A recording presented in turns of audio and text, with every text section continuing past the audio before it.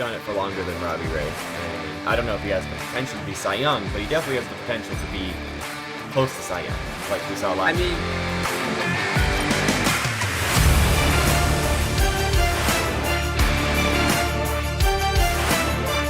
Hello everyone, welcome back to the 450 channel. I'm Daniel here with Chris. Hello, everybody. And Chris, the Jays did it. What do we do? We signed a big pitcher. At the cost of another one, but we signed a big pitcher. We signed a big pitcher who wasn't Robbie Ray for some reason, but we signed Kevin Gausman to a 5-year, $110 million contract, which, not bad. Good job, Atkins and Shapiro. I mean, we lost Robbie Ray to the Mariners, but we got Robbie Ray pretty much again. We got the right-handed version of Robbie Ray. Yeah, we got a right-handed Robbie Ray. It'd be cool if we had if we had Robbie Ray and right-handed Robbie Ray. I mean, wouldn't it be funny if they both had like tight pants? I think that'd be cool. That'd actually be so jokes. Can you even have like the double meme? We got the extra tight pants for Kevin Gausman, but jokes aside, we signed Kevin Gausman to a big boy contract, and I am very excited because he's done it for longer than Robbie Ray, and I don't know if he has the potential to be Cy Young, but he definitely has the potential to be close to Cy Young, like we saw last year. First of all, this move should have happened 3 years ago when the Jays were actually pursuing him. And then last year when we pursued him. And then the year after when we pursued him. Like, this move was long overdue for Gausman to come to Toronto. I think he kind of knew, I feel like he kind of knew signing that, like, coming in the offseason, the Jays were going to be in on him. They've been in on him for the last 3 years, and I feel like the persistency probably played a role in him coming here. And I am so happy because I love Kevin Gausman. He's such a good pitcher. Like, I mean, he's not gonna blow the numbers off the stats. He's not like strikeout leader Robbie Ray, but he's still not gonna throw 100. He's not gonna have ridiculously like pinpoint accuracy. He's not gonna have a nasty like curveball like Kershaw has. But you know what he does have? A nasty splitter, and he's durable. Yep. That's one thing. Durable, and he's gonna sit 97, 98. You know what I mean? Like he led the entire league in games started in 2017 and last year. Oh, really? Yeah, 33 and 34 apparently. So that's good. He pitched 192 innings last year.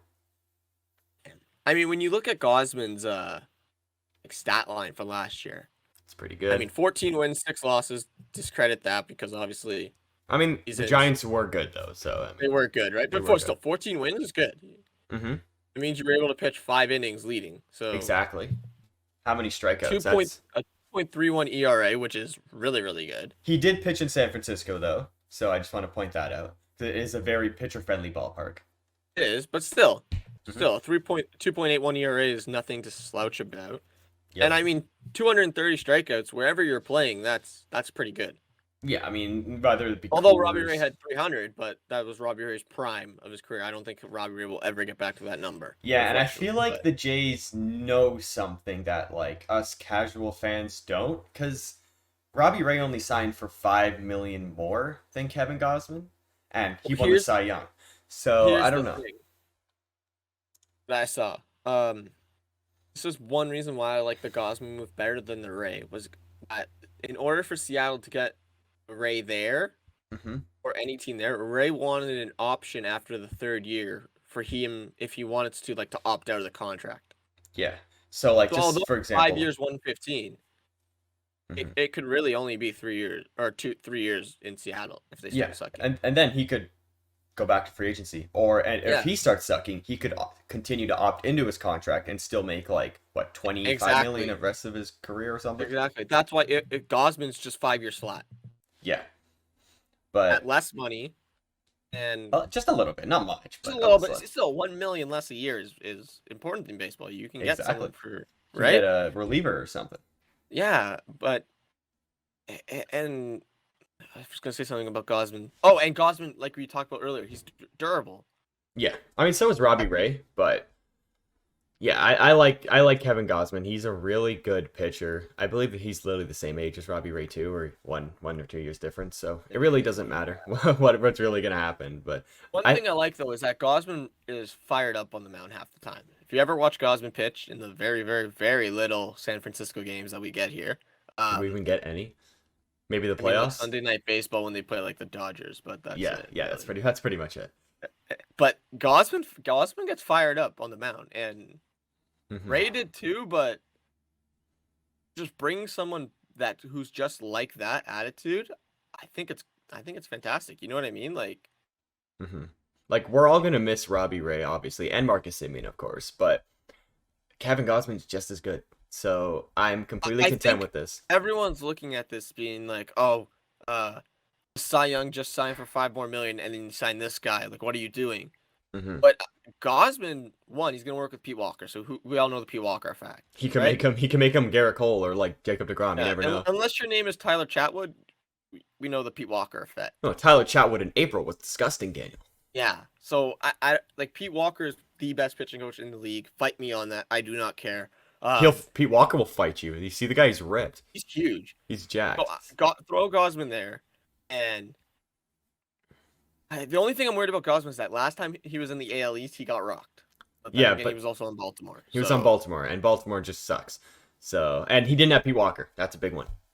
exactly. Hmm. So who knows? We could be looking at the next Cy Young guy right here. I'm okay with that. And then I want to also take a look at like the pitching rotation from going into last year compared to going into this year. Because going into last year, we had Ryu as the ace, and that's it. Like maybe Robbie Ray, we're like, okay, he could probably have like a mid to high 3, maybe 4 ERA, won the Cy Young. And then Steven Matz, we expected to maybe have like a 4 ERA because he had a 9 the previous year. And then there was Chicken Strip, and then maybe Nate Pearson, who didn't really do much, but because he got hurt. And that now looking at this year, we have, I believe, Barrios will start opening day. Gausman, Manoa, Ryu is now the 4, and maybe Chicken Strip, or if we sign another pitcher, they'll be the number 5, maybe Pearson as well. So we went from having one of the worst rotations in the American League East to probably the best. Is that too far to say? It's definitely a solid rotation. You just if everyone can repeat what they do, I mean, I think Ryu's the year this year was a fluke. I really think he'll be better this year. Plus, I either way, I feel like he'll start strong again. So like Yeah. he's good at I, starting a season. I think Ryu will bounce back to being the Ryu that we all know. I think Barrios is only touching like the tip of his potential here in Hey, Toronto, he just signed in the beginning of the off season with the Jays. So right? you know, Gausman is I think Gausman people are he's gonna surprise a lot of people with what he can do. I'm expecting like a sub 3 ERA, uh low fly ball rate, high ground ball rate. Like the one thing that like boosts up Kevin Gausman's ERA is the long ball, and we saw that that was also the one issue with Robbie Ray last year was the long ball. yeah. So if Pete Walker can find a way to reduce the long ball in a more pitcher friendly ballpark like the Rogers Center, then I mean, if he can reduce the long ball, then like he's gonna be insane. I mean, I think also some of that goes to I mean, I can't knock Kevin Gausman. I mean, he did have one of the best like callers in the game call his game with in Buster Posey. But But Danny Jansen's a great caller as Danny well. Jansen, from what call commenters say, I mean, he's no Buster Posey, but he's a pretty damn good play caller. So Hmm. maybe they'll work something out. Maybe his long ball rate will go down, but We'll see. I mean, we have the tools to make him into a Cy Young pitcher, and I feel like we can do that next season. this rotation, I'll say one more thing and then we'll wrap it up kind of quick. Yeah, sure. This rotation reminds me a lot of the Brewers rotation because Like a solid you 1-2. don't have that one huge name. You know what I mean? There's no like Max Scherzer, there's no Jacob DeGrom, You know who there's has no both of Garrett those guys? Cole.